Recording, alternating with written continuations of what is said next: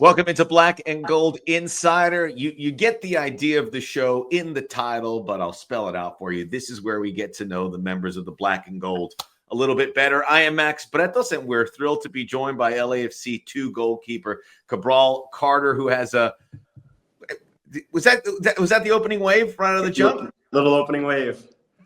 I love it. Very well done. How you doing, Cabral? Thanks for joining us. Thank you. Thank you so much for having me. I'm doing really well. I know you have a really interesting LA origin story, so let's start from there. Tell us about where you're from. Yeah, I grew up in LA. I mean, I was born in Oakland, California, but moved to LA when I was 7 years old and have lived here ever since. And so, yeah, I consider myself an LA native, but at the very least, a California native. And yeah, I'm thrilled to be here today. We like Oakland, so Oakland LA synergy, very nice. Exactly. We start even further back. I mean, you had a path. You went off for university. You're back here at LAFC2, but you were part, correct me if I'm wrong, of the first LAFC academy team. Correct. Yes, correct. What were your memories of that? What are those things that when you look back to that first team, what are the things that make you smile or you remember fondly? Yeah, I have a bunch of fun memories from that time. I was part of that inaugural LAFC Academy team back in, must have been 2016, 2015, even before there was a first team. And so, something that I love to remember is we used to play our U12 9v9 small-sided league games out here where the training facility is now. Before there was a training facility, it was just like a triangular baseball field set up with a couple rolled in bleachers. And one of my favorite memories is we played LA Galaxy's academy, the first time LAFC versus Galaxy ever happened in 2016. And the 3252 came with their drums and their flares and their smoke and chanting. And so as an 11-year-old or 12-year-old, there's no more special feeling playing a soccer game that you can have. And so that's my favorite memory from that time. Wow, that had to rock your world. Holy smokes. Oh, for sure. Any of the players on that team you stay in touch with, or any of the guys that the audience will remember? Yeah. Eric Duenas was on that team. He was one of the first homegrowns for LAFC. He's now at Houston Dynamo. Brian Moyato is still on that team, who is on the second team with me now. So I think it's almost been a decade we've been playing together. Diego Rosales, who's another second team guy, was on that original team. Who else was on that team that people would know? I mean, I think those are the big three that have been around for the longest, for sure. For sure. Tony Leon joined maybe the year after, so I think he was on the second team that was ever part of the academy. So there's been some guys who were there all the way back then who are still around in the pro game and whatnot. I like how you call it the big three.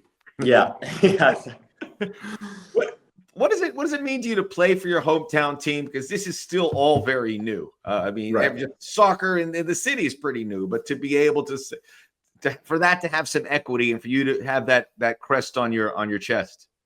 I think it's extraordinarily special. I've been able to see from the inside the club grow, the first team start, and really just getting to watch the club win their first MLS Cup and all the trophies that they've acquired in a very short time frame that the club's been around. And it's really special to be able to, at 20 years old, still be playing for the club that I grew up being the biggest fan of. And I just love being able to wear the crest on my shirt anytime I get the opportunity to. So yeah, I'm really happy to be back from college and really happy to be here and looking forward to the future. So you mentioned college. Interesting choice, Pitt. How did you go from LA all the way across the country? And what do you remember fondly about your college experience? Yeah, I had a great college experience. I can't speak highly enough about the Pitt program and what Jay Vidovich has built over there in a very short time period. I was one of those guys towards the end of high school that, maybe it didn't seem like I was going to get that homegrown opportunity at 17 years old or a professional contract at 17 years old. And so, I think most guys playing soccer who want to pursue being a professional, look at college more as a backup plan. And I was kind of in the same boat. And I realized, you know what? Probably it's going to make sense for me to go to college, play some games, develop, get a degree, because at the end of the day, you know, even if you have a long career at 40, it's going to be hard to keep going, and you're going to need something to fall back on at some point. And so I started looking around at different colleges and really what the college landscape looked like, and watched some games, watched the playoffs, et cetera, and realized like the ACC is really high level soccer. Like it's not a drop off from anything that I was experiencing. There's probably a step up. And that was my aim, was to play at the highest level I could to try to set myself up to be a professional. And so I got connected with Michael Bohanic and Jay Vidovich at Pitt and went on a visit and started conversations, and ultimately thought to myself, this is going to be a really good place and really good opportunity for me to propel my career. And I'm glad I went. You know, I think anybody who went to college or at a young age moved away from home knows, no matter how mature or independent you thought you were, that first year being away from home is challenging, and it really forces you to grow up. And so I'm just such a stronger person and really a better soccer player for the experience I had there. Jay Vidovich, big name in college rankings, so I know you're well coached. But I'm going to get back to the football questions here, Cabral, but I'd be remiss if I didn't see how you had it all together, even mentioning the degree and how inspiring this is for other kids to listen to this, to give yourself a good platform. What did you study? I was a finance major. I'm about 6 classes away from finishing my degree, so I'll be able to finish online pretty soon. But yeah, you know, Pitt Business School is a really well acclaimed and strong, you know, program in the country, and so it was a great opportunity for me to pursue that. That's amazing, and congratulations, early congratulations on that. Thank you. So you like your numbers, you like to maybe pursue business. Exactly, big numbers guy, big math guy. I might be asking you for a job here, Cabral, at some point. I'm telling you, man, it's super impressive. And I'm an ACC guy. I'm into Florida State. We don't have a men's program. We have a great women's program, but hopefully one day. Yes, you do. I love to see, you know, when you look at ACC and all those universities going back to the day, it certainly is a great place, and you seem to have gotten the most out of it on a variety of reasons. Coming back to LA and signing for LAFC2 and getting a pro contract, take us back to that day and the pride I'm sure you felt about taking that next step. Yeah, it was a really, really special moment for myself, my family, those close to me, because, you know, the people who've been around me know that I've been on this journey and pushing for this since I joined the club at age 11 or 12. And, you know, it's every kid's dream to play professional sports, and I'm getting to live that out. And so that day when, you know, the contract was in front of my face, and you know, my brother and mom are around me, and I get to sign a contract to say I'm a professional soccer player, and especially at the club I grew up loving, and the club that I, you know, am proud to represent. It was a very special moment. And there's a pathway, obviously, with the LAFC2 contract, and I imagine it's inspiring to see some of your colleagues that have signed that LAFC2 contract that are playing for the first team. What was that conversation, the pathway about how LAFC2 could lead to the big boys? Yeah, I mean that's really the aim and the hope. Is that, you know, after a strong season here with the second team, that I'll be able to push my way up to joining the first team.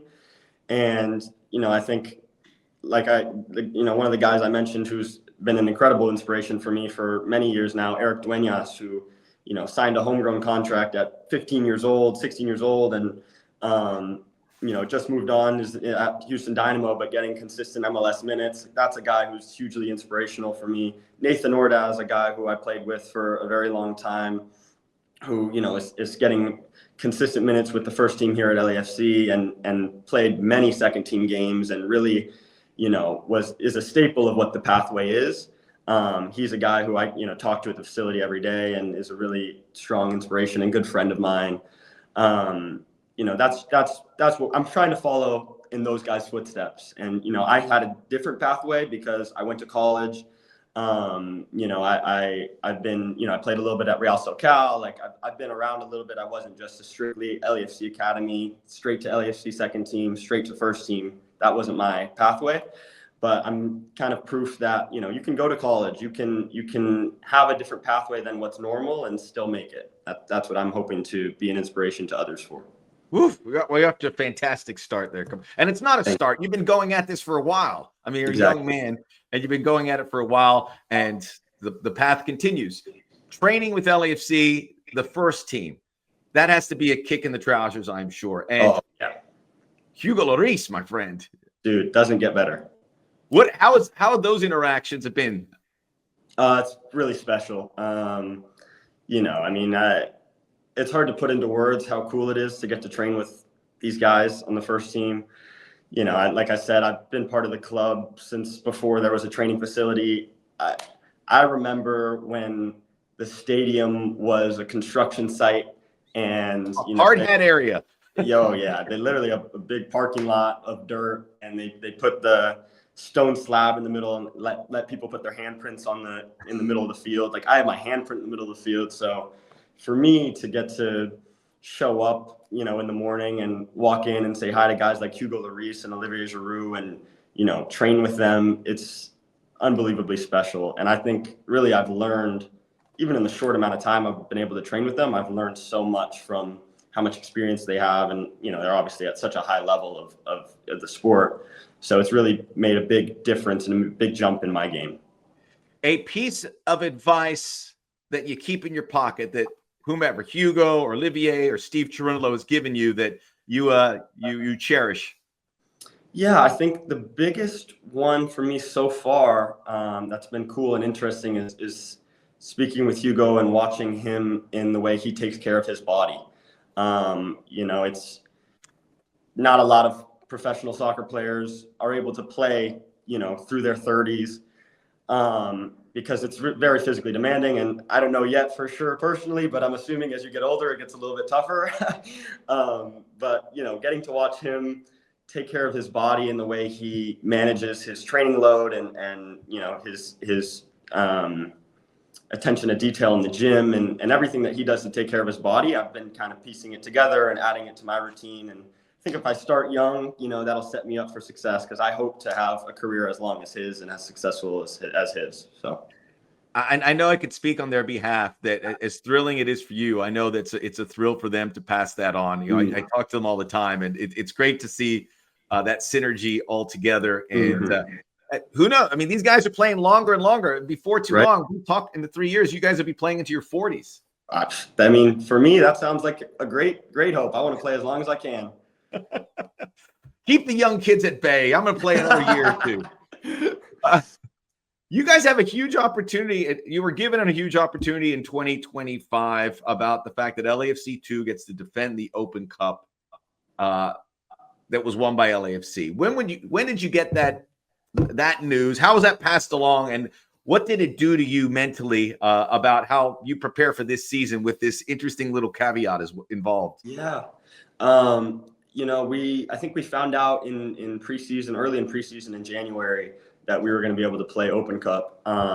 And special because it hadn't happened before here at LAFC2, where the second team was going to be playing, you know, basically more games than just the MLS Next Pro season. And so we were really excited about it, not only for the opportunity to play more games, but, you know, our first team won the Open Cup last year, and we're now being passed down the opportunity to play in the tournament and try to accomplish what they accomplished. And that's a huge honor, a complete honor. And I think for us, we're a group of young guys, a group of, you know, hungry guys who are trying to prove ourselves and establish ourselves in the game. And getting an opportunity, hopefully, if we make a long run, we'll get to play against teams that are in, you know, higher divisions than us. We're going to play, you know, the spread of U.S. soccer, basically. And I think it's a cool test for us to see where we stack up in the game and in the sport and in the country. And, you know, I think we're just really excited for that opportunity, and we want to do as well as we can, make it as far as we can. It's really special. And you guys, you like the team. How's it been with Junior? I mean, how is his team? Great.